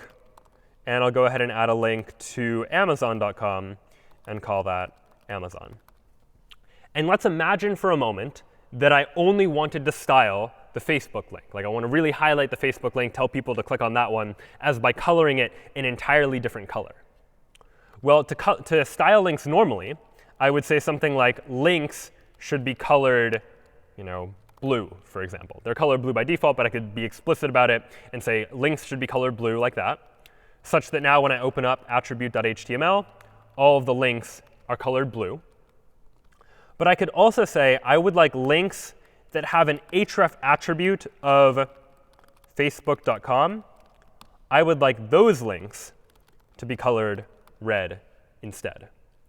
So this square bracket notation I can use to specify a particular attribute of an HTML element. Only anchor tags, A tags, whose href is equal to facebook.com, those should be the only ones colored red. So now when I refresh this, I now see that Facebook is a link that is now colored red instead of colored blue, because I've been very specific about picking an attribute that I would like to use in order to reference that particular HTML element. And we can use CSS selectors in more powerful ways too. Maybe not just to style a particular element always, but to style an element only under certain conditions, or only when an element is in a particular state. And this is very often done for something like when you hover over something. When you hover over a button and something pops out, or you hover over something and it changes color slightly, we can begin to do this by adding what we call a pseudo class to a CSS selector. So let's take a look at an example of that to see how we can modify an element when a user hovers their cursor over that element, for example. So I'll go ahead and open up a new file, hover.html, where here I'll go ahead and inside the body of the page, just give myself a button. This button is going to say, click me. And let's add some style to the button. By default, buttons show up as fairly simple buttons that just look something like this. I might like to add a little bit more to this button and say, you know what, let's add some style to the button and give it a width of 200 pixels, a height of 50 pixels, a font size of 24 pixels, and maybe a background color of green, for example. So I've specified some size information, how big I'd like the font to be, and also a background color for the button, such that now, here's what that button looks like. Shrink it down a little bit. It says, click me. But many buttons, especially nowadays, are they give you a little bit of feedback. You hover over them, and they change their color slightly. How do they do that? Well, often it's using a CSS pseudo class, where I can say button : hover, meaning when I am hovering over a button, then I'd like you to change the background color to orange, for example, some other color. So now I've specified that by default, normally for a button, your background color should be green. But when the button is being hovered over, instead, now change the background color to orange, such that now when I open up this page and go to click me, if I hover over the button, the color of the button changes. Normally green changes to orange, and so that is a very powerful feature that we have access to as well. All right, so now we've seen how we can use various different CSS selectors to very precisely define how we want our web pages to be styled. But one other thing we can use CSS for that's quite powerful is responsive design. And responsive design is all about making sure that our web pages look good no matter how you're looking at the web page. Nowadays, people aren't always looking at web pages on their computers, but they're looking at web pages on their mobile phones or on their tablets as well. And it's important as we begin to design web pages that we design our web pages in a responsive way. So we'll look at a number of different ways we can implement responsive design in our web pages, starting with the discussion of the viewport. And what the viewport is the viewport is the visual part of the screen that the user can actually see. So the viewport is this entire area of the web page that displays content to the user. So one question you might ask is, what's going to happen when you take this page and translate it onto a mobile screen? Well, one thing that many mobile devices do by default is treat their viewport as though it is the same width as a computer screen. Because not all web pages are optimized for mobile devices, you want to make sure that on a mobile device you can see everything. And so many phones will take a web page like this and just shrink it down to fit onto a mobile screen that looks a little something like that. Now, of course, that's probably not really what we want it to look like. Ideally, we want our page to adapt to different size screens. Maybe we want the heading and the image and the text, if that's what these are, to grow a little bit to fill that entire screen. And so one simple thing we can do is just to add a little line of code to our HTML inside the head section of our page that controls the viewport. This line of code here is providing some metadata to our HTML page and saying, I would like you to change the viewport to be specifically the width of the device.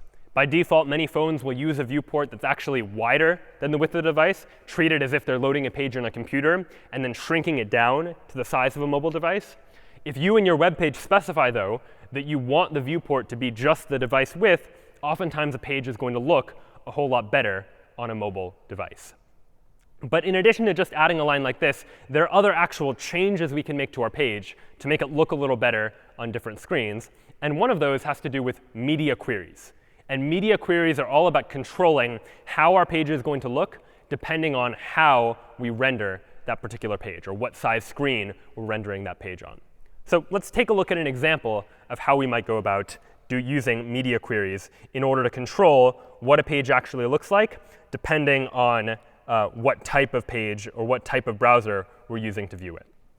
So I'll go ahead and open a new file that I'll call responsive.html, because we're going to try and build a responsive web page now. And now I'll go ahead and inside the body of my page just include a big heading that says, welcome to my web page, for example. And just to demonstrate what you can do now with responsive design is I could say something like, let me add a style tag here, where I want to say that if the size of the screen is a certain width, then I want to style the page in one way. And if the size of the page is a different width, then I might want to style the page in a different way. You might imagine that as you shrink the screen, you want to move elements around in order to rearrange them to make the page just look a little bit nicer on a mobile screen. So we'll do a very simple example of just changing the color depending on the size of the screen. So let me specify now in a media query, and the syntax for a media query looks like this. I'm going to use the @ symbol and say media, and then specify for what type of media I would like to apply this query. I can say something like, if the minimum width of the page is 600 pixels. In other words, if the width of the page is 600 pixels or anything larger than 600 pixels, we'll then go ahead and take the body and give it a background color of red.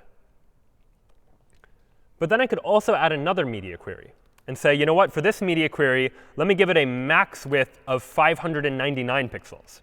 Meaning, if the size of the screen is 599 pixels or fewer, then maybe I'd like to take the body and give it a background color of blue, for example. So now let's take a look at what happens when I take this page and actually open it and see what's going on. I'll open up responsive.html. And here's what I see normally. I see a red web page because my screen is longer than 600 pixels wide. But notice what happens as I shrink this web page. If I go ahead and shrink it, looking at it on a smaller screen, eventually it turns to blue. If it's above 600 pixels wide, it's going to be red. If it's below 600 pixels wide, the color changes to blue. So we're able to now use these media queries to really fine-tunely control how our page is going to look on various different types of devices. If it's on a big screen, maybe you want the elements to look a certain way. If it's a smaller screen, maybe they look differently.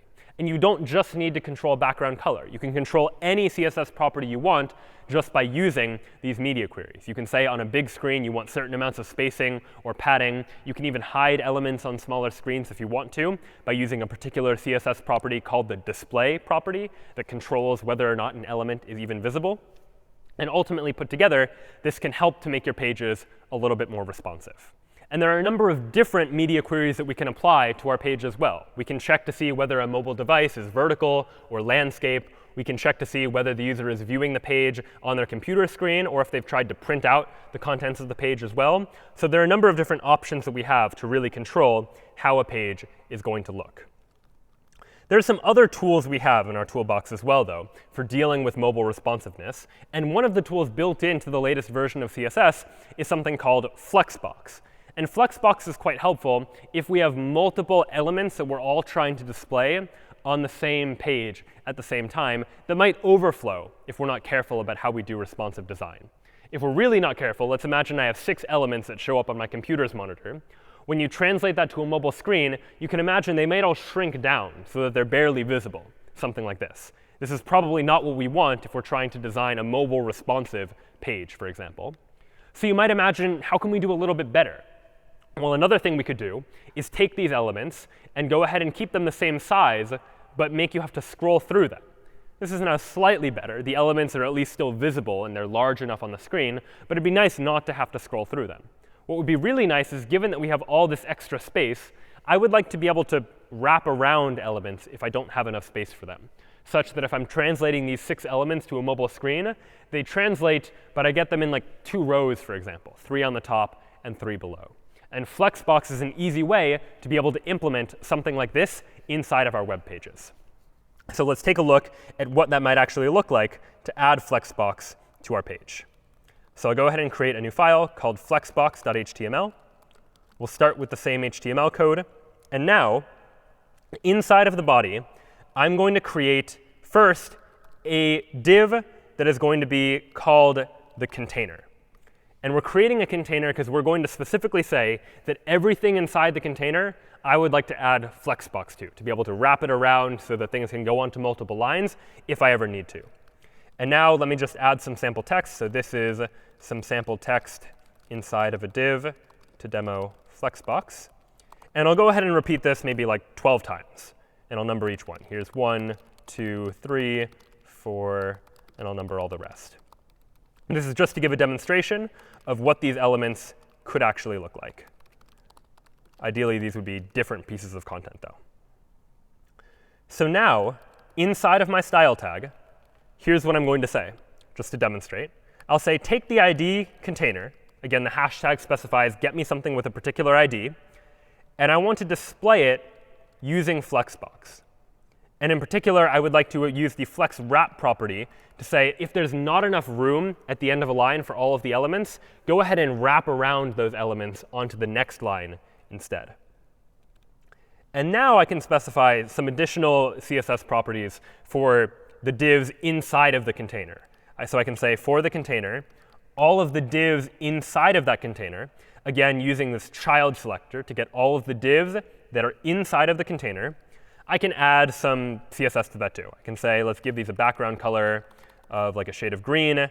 I can give them a particular font, maybe 20-pixel font, give them some margin and padding just to add some space. And maybe each one is going to be 200 pixels wide. So just adding some spacing to those individual divs.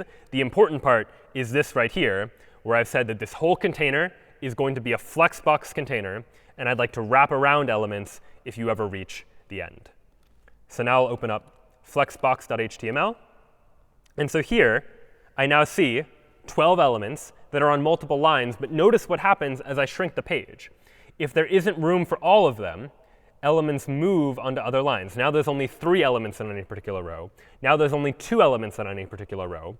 And so I can use Flexbox to very well adapt myself to different size screens. And no matter whether you're looking at this on a big screen or a small screen, the content is still going to look good because I'm able to adapt responsively to whatever might be happening. So this is one layout paradigm that exists within CSS, this Flexbox layout. There are other layouts that exist as well. One common one is the grid layout. For any time you want to arrange things in a particular grid, where maybe certain columns need to be certain widths, but others could maybe be a little bit more flexible. I'll show one example of that too, just to give you a demonstration of what that grid layout might look like.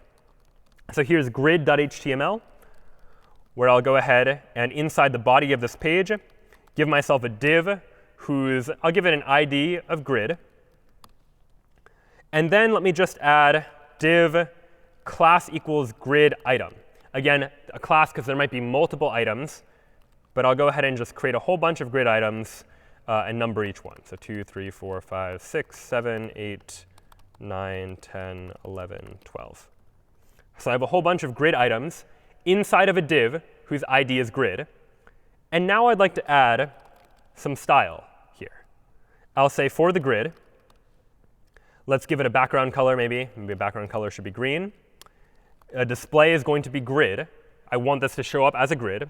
And now there are a couple of attributes or properties that I'm going to specify here. Maybe I want some padding around the grid first. But the important grid properties are grid column gap. How much space goes between each of the columns? Maybe I'll say like 20 pixels.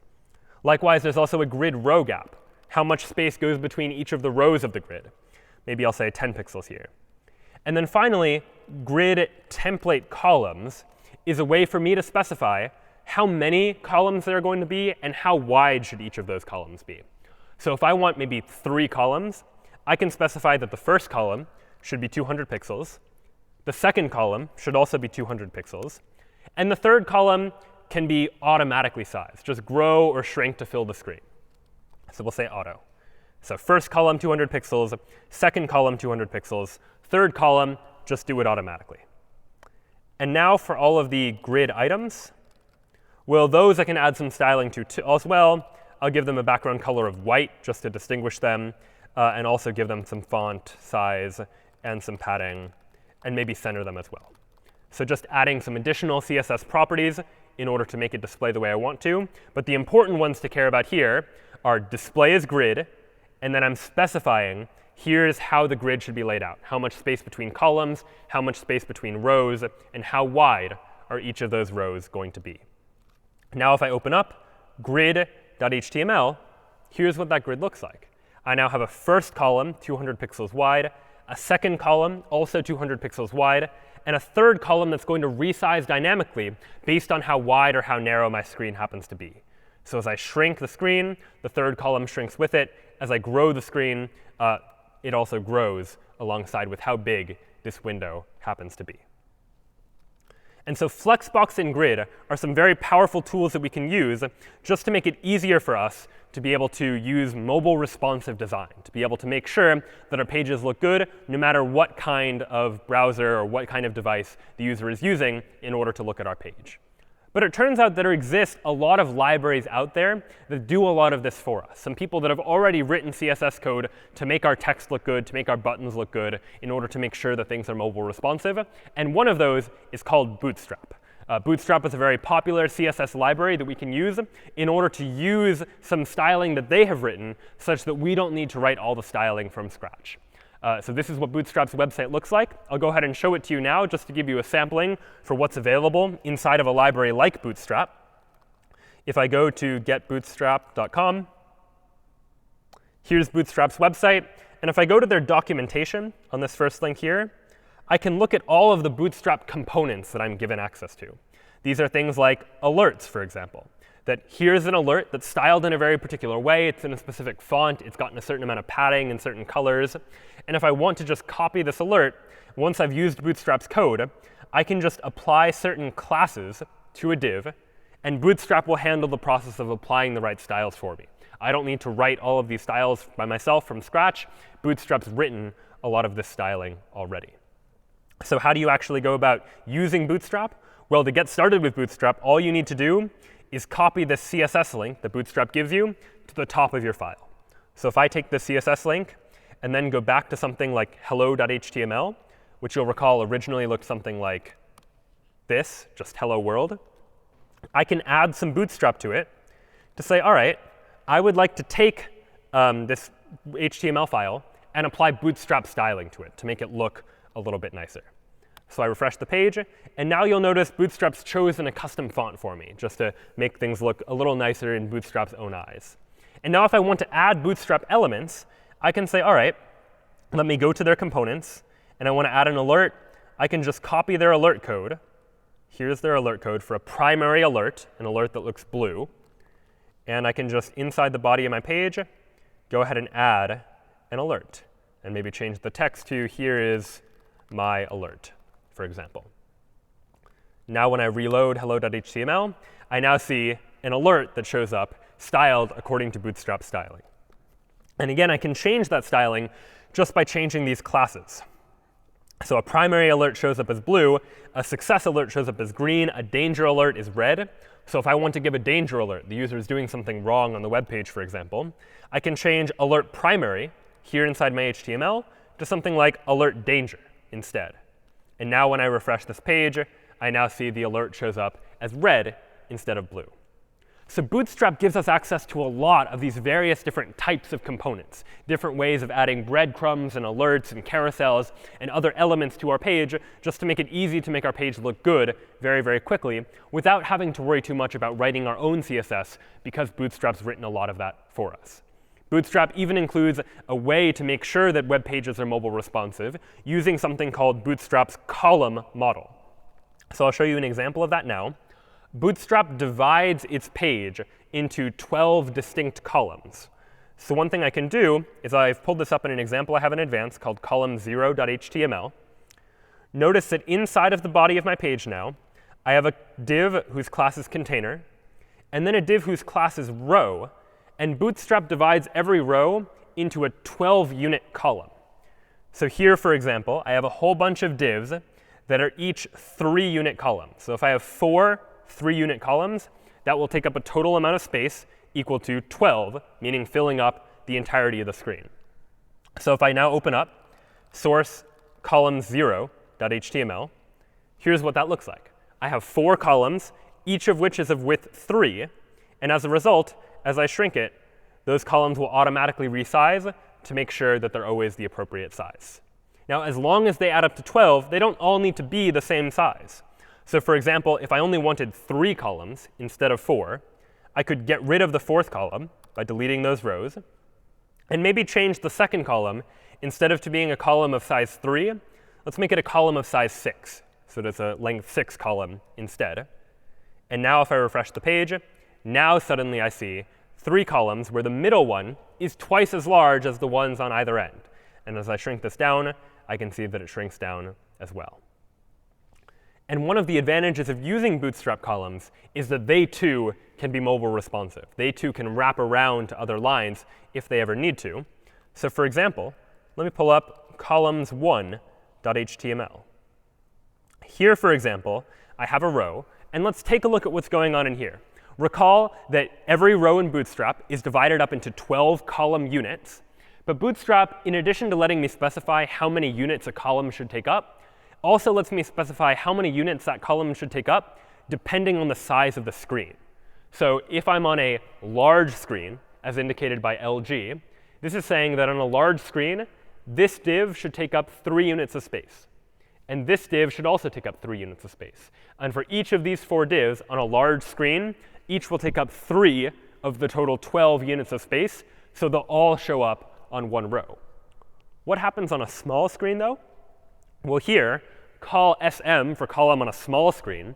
I've said on a small screen, each column should take up 6 units of space, 6 or half of the total 12 that I have in the row. And so I use up 6 here for a total of 12 in one row, which means the next 2, also of size 6, need to go on to a second row. And Bootstrap is smart enough to do this math for me and figure out how exactly these elements should ultimately be laid out. So now if I open up columns1.html, and see what's there. On a large screen, I see 4 columns all on the same row. But as I shrink down to a smaller screen eventually, we'll see that things change. I now see the 3rd and 4th sections move down onto the 2nd row, because on a smaller screen now, when the window is smaller, now I only have the ability to show 2 elements in any particular row. So I get 2 on the 1st row, and then 2 on the row underneath that. So all in all, there are a lot of different ways now that we can use CSS in order to make sure our pages are mobile responsive. We can use Bootstrap's column model to make sure that columns move around whenever a size of the window shrinks or grows. We can also use things like Flexbox and the grid model, writing our own CSS to make sure that our page is responsive depending on the size of the screen that the user happens to be using in order to visit our web page. So these are some of the very powerful features that we get using just CSS. But one thing you might imagine is that as we begin to write more and more CSS, there's going to be more and more repetition, things that appear again and again and again. And we've already seen some ways that we can minimize redundancy in CSS. We've seen how we can move CSS into the style section of our web page. We've even seen how we can move CSS to an entirely different file. However, what we haven't yet seen is how to deal with other types of redundancy. And so let's take a look at an example of that now. Let's imagine, for example, that I want to style multiple different elements in different ways, but using some common properties. So for example, let me create a new file that I'll, in this case, call variables.html. And you'll see why in a moment. I'll go ahead and copy hello.html, but I'll get rid of all this bootstrap inside of it. Let's imagine that here I have maybe 2 lists, an ordered list and an unordered list, where my unordered list has unordered item, maybe 3 unordered items. And my ordered list also has 3 ordered items. Again, just for sake of demonstration, I'm showing that we have these 2 lists now. And I'll open up variables.html just to give you a sense for what that could look like. We have 3 unordered items in an unordered list, 3 ordered items in an ordered list. Let's imagine I wanted to style these a little bit differently. Maybe inside the style section of my page, I want to style the unordered list to have a font size of 14 pixels and maybe a color of red. And my ordered list, I would like that to have a font size of maybe larger, 18 pixels, but also a color of red. I want to keep the same color for all the text, but I want the font sizes to be different. Now if I refresh this page, here's what I see. They are indeed of different sizes. The ordered list items are larger than the unordered list items. And they're all red. But there was some redundancy, some repetition that was introduced when I was writing my CSS code. In particular, when I was writing my CSS code, I've repeated this usage of the color red. If I ever want to change the color from red to blue, for example, I'm going to have to change my code in 2 different places. Ultimately, I'd just like for my CSS to be a little bit more powerful. And so that brings us to our last topic today, which is a language called Sass. And Sass is a language that is essentially an extension to CSS. It adds additional features to what CSS has to offer, just to make it a little bit more powerful for us to be able to use and manipulate CSS in a way that's going to be faster and remove some of the repetition that we might have had in CSS previously. And one of the key features of Sass is the ability to have variables. So let's take a look at an example of this now. I'm going to create a new file. Normally, when we created our CSS files, we called them like variables.css, something .css to stand for a CSS file. Sass is a different language, though, so it's going to require a different extension. We're going to conventionally use .scss to stand for this is a Sass file. So here is now variables.scss. And now what I can do in Sass is I can actually create variables in the same way that we could create variables in a programming language like Python, which we'll soon see. CSS normally doesn't support variables, but Sass is going to give us that power. In Sass, all variables begin with a $sign. So I can create a variable, $color, to create a variable called color. And I can say the variable called color is going to be equal to red. So this line here, line 1, is my way of telling Sass I'd like to create a variable called color, and I'd like for its value to be red. And now I can add the same styling I had before. I can just use normal CSS and say for an unordered list, I'd like the font size to be 14 pixels. But the color, instead of saying red here, I can use the name of a variable. I can say $color to mean go ahead and use the value of the variable color as the color for this unordered list. Then for an ordered list, I'll also say font size 18 pixels and say color should also be this variable called color.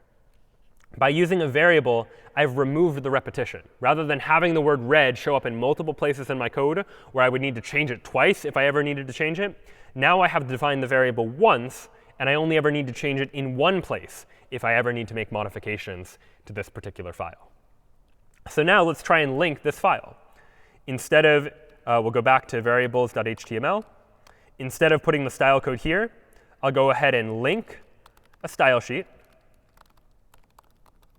and say the href should be variables.scss, because that's the file where my styling exists.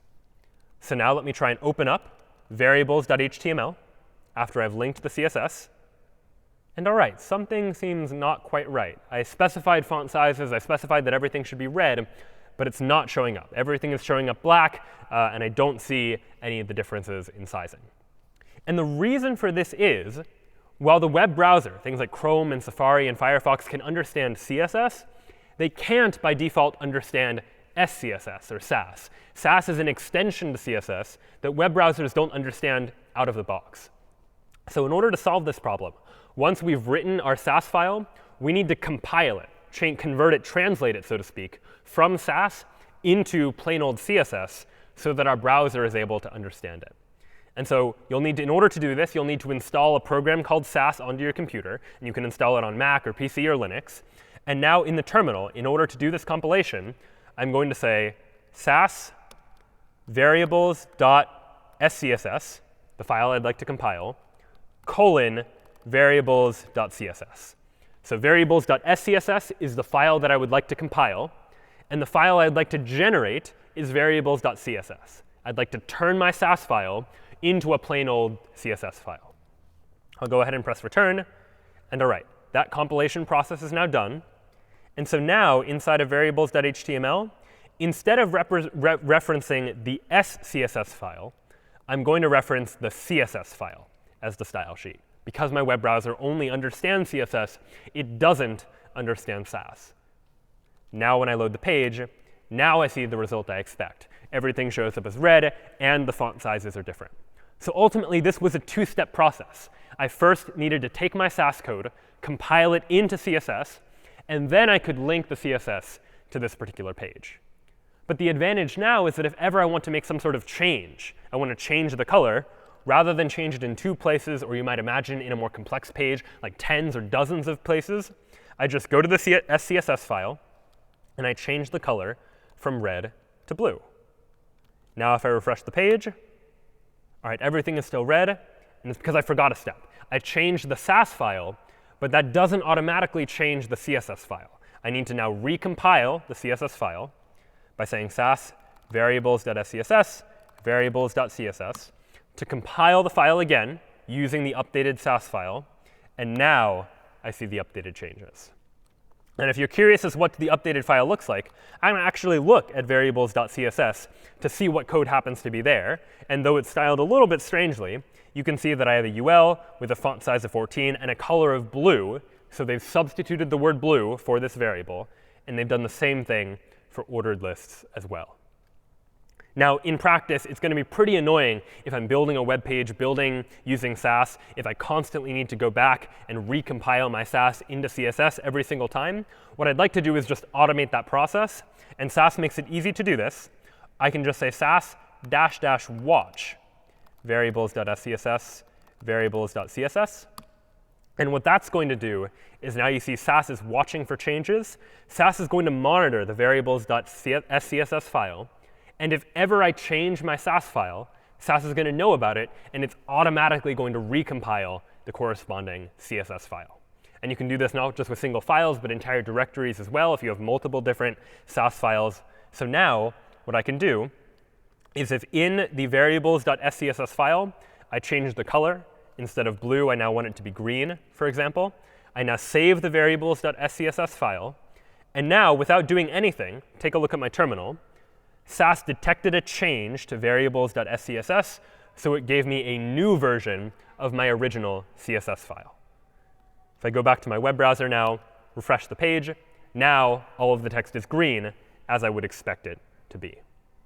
So that's one of the very powerful features that Sass gives us. It gives us the ability to add variables to our CSS code just to factor out commonalities. If there are common fonts, common colors, common borders, common styling that I want to apply to a lot of different things, it becomes much easier just to use Sass in order to do so. And finally, we'll take a look at a couple of other features that Sass gives us the ability to do. One of them is the ability to nest CSS selectors inside of other CSS selectors. So one thing you've seen so far, for example, is that in CSS, if I wanted to style all of the unordered lists that are inside of divs, for example, I could say like div arrow unordered list in order to style unordered lists that are inside of divs.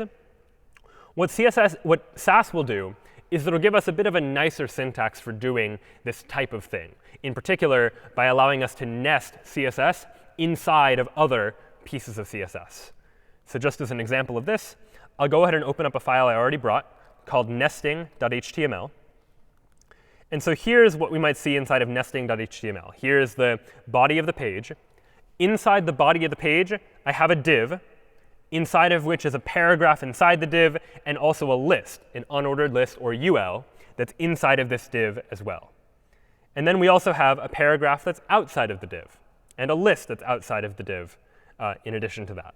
So a number of different elements, some of which are located inside of other elements. And what I'd like to do is be very precise about how I style these pages. What Sass is going to allow us to do is it lets us write a Sass file that looks a little something like this. Let's take a look at what it's doing. It's saying, for the entire div, I would like to give that div a font size of 18 pixels.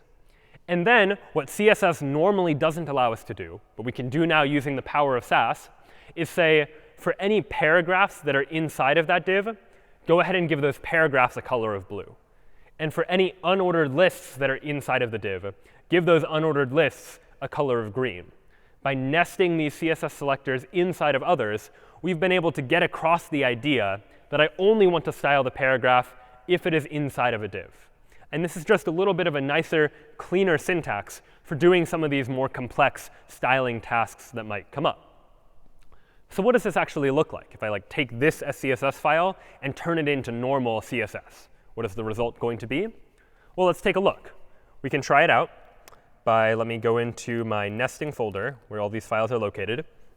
And if I run sass nesting.scss, turn it into nesting.css, now let's open up nesting.css and see what it looks like.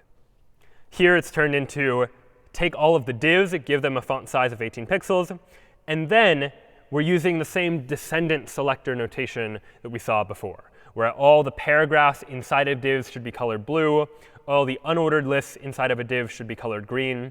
And this certainly works, and we could have just written this CSS from the beginning, but it can be a little bit cleaner, a little bit easier to read, to use Sass in order to really say paragraphs inside of divs should be structured this way, unordered lists are styled in some other way.